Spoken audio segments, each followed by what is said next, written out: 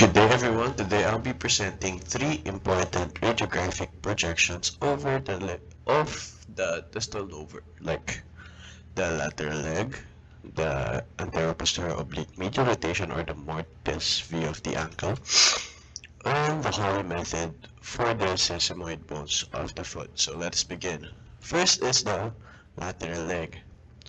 For the lateral leg projection, the patient lies on their affected side, which is the right, with the knee slightly bent for comfort. Then, yung central ray is directed perpendicular to the midpoint of the leg here, including the knee and ankle joint. This projection shows the entire fibula in profile, tibia and fibula in profile, with the fibula overlapping the posterior part of the tibia. Tapos, ninote ni Marius na slight knee flexion ensures a true lateral projection. Lateral position rather on the image. Tapos, we should see superimposed condyles and clear soft tissue outlines. Just another naman is si APO medial rotation or si monkeys, mortis ankle, yan. Gagawin natin, for the APO medial rotation, the patient is positioned in supine or seated with the foot dorsiflexed and rotated 15 to 20 degrees medially until malleoli are parallel to the film. So, dorsiflex natin siya. Yan. Si right pa rin po yan ang ating image. Tabi natin siya.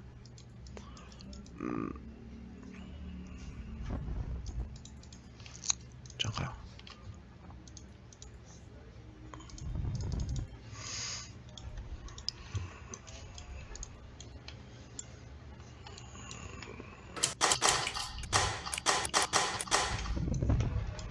Yan. Tapos, yung central ray perpendicular between the medial rotation. Ayaw. 15 to 20 degrees.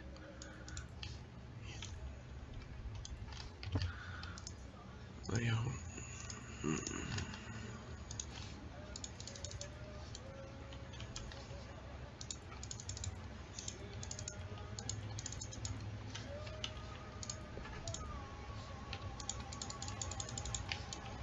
So, ayan. With the central ray perpendicular entering midway between malleoli.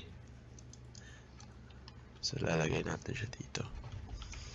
Dito po natin siya is central ray.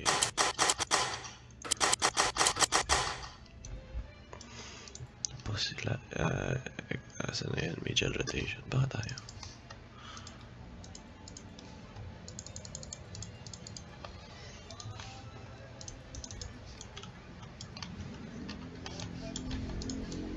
Ayan.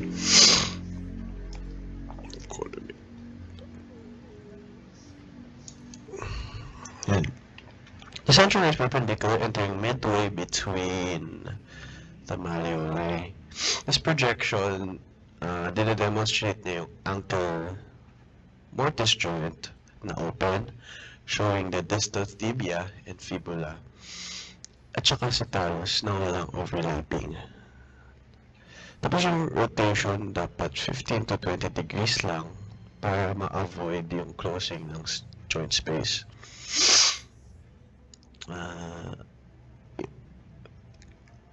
Proper image in here is kapag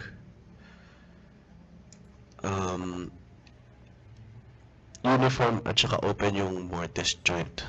Okay. Another method naman po is si Holly method, si tangential para kay sesamoid bones. So si patient naka-seated, hindi pwede natin i-sit naka-ano na lang siya, nakahiga patient. Yan, sige upo natin siya, wait lang. hindi siya pwede talaga umupo. Ganyan na lang siya.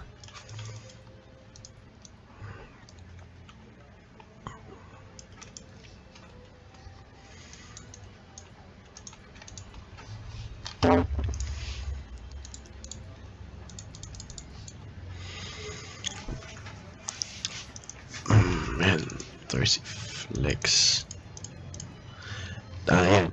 For the Holly method naman po, yung patient ay nakasupine. Here po, we can do seated. Pero mas preferred po if seated si patient with the foot dorsiflex forming about the 75-degree angle.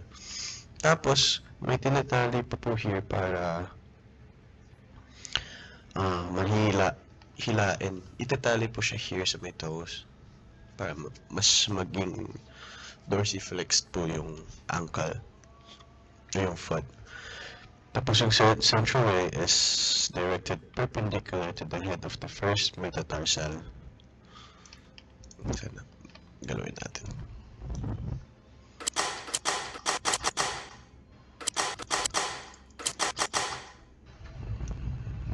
Hirap kasi galawin. Wait na.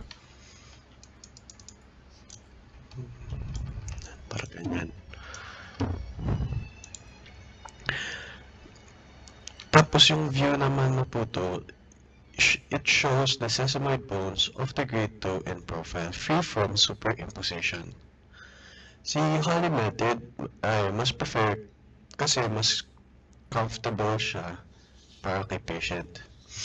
Tapos, compared to Lewis, tapos yung kapag maganda po yung image niya dito, mag-show siya ng clear sesamoid bones and well-defined soft tissue detail. In summary, these projections, the lateral leg, mortise view, and Holly method, each provides clear visualization of key anatomical structure essential for accurate diagnosing ng lower limb, distal lower limb conditions. Thank you for listening.